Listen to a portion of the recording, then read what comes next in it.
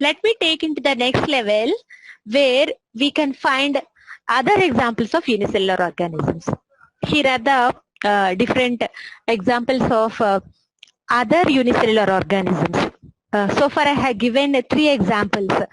In the previous slides, I have shown you amoeba, paramecium, euglena, bacteria. So these are a few examples of unicellular organisms. Okay. Now coming to the other examples of unicellular organism, here these are called diatoms. Anyone of you have seen these things in your surroundings? No. Okay. Shall I tell what is this? These are nothing but shells, students. These are nothing but shells. You can see these kind of shells near a beach. I mean, if you are residing in beach near cities or coastal line cities, you'd have seen these things. These are the shells. In biology, we call them as diatoms. Okay, diatoms. Nothing but algae. On the hard rocks, beside hard rocks, you will find these structures. Okay, so these are nothing but unicellular organisms. Another example of unicellular organism, algae. These algae are called diatoms.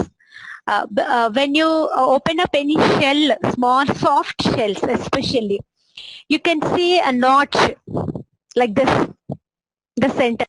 The shell is usually made up of a cell wall called silica material. Okay.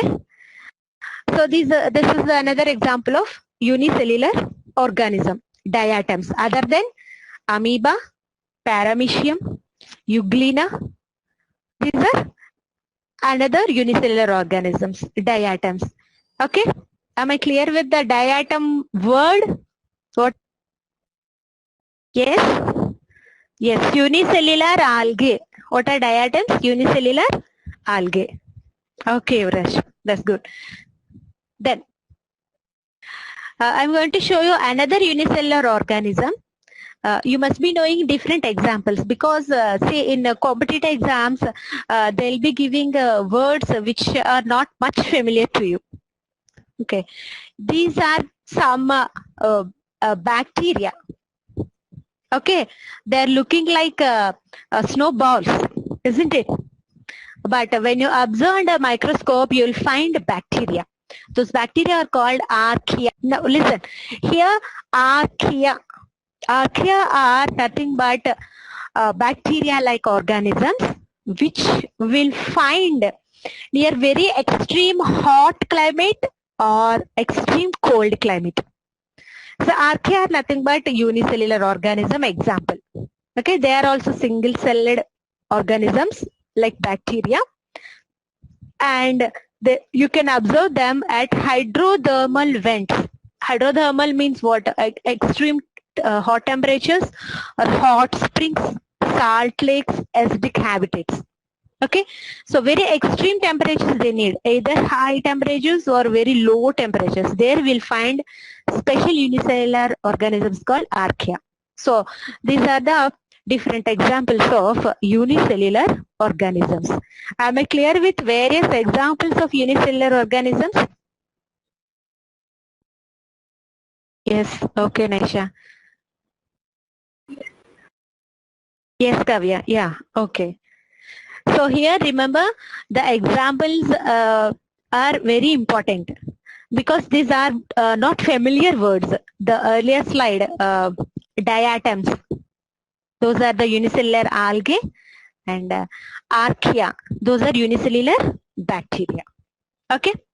Now, so far we have seen the unicellular and multicellular organism differences. Okay, just to recollect all those points. Can anyone say what is the first basic difference between unicellular and multicellular organism? Ma'am, unicellular only has one cell, while multicellular has two or more cells. Okay. That's Yes. That's the main difference. That's the first difference. Unicellular organisms will have single cell. Multicellular organisms will have. Ma'am, also unicellular organisms are independent. URAS, yes, division of labor, that's the word area. Independent, they can be functioning independently. Yes, URAS, correct. Good answer. Division of labor. Division of labor. Yes. So here the unicellular organism is having single cell that performs all the functions. It will not depend on other cells. Whereas a multicellular organism, other organisms will have so many cells, so they will depend on each other. So that's what we call as division of labor. Any doubt with division of labor word, student? No, ma'am. Division of labor word. Nice. Okay, good. No doubt at all. Okay.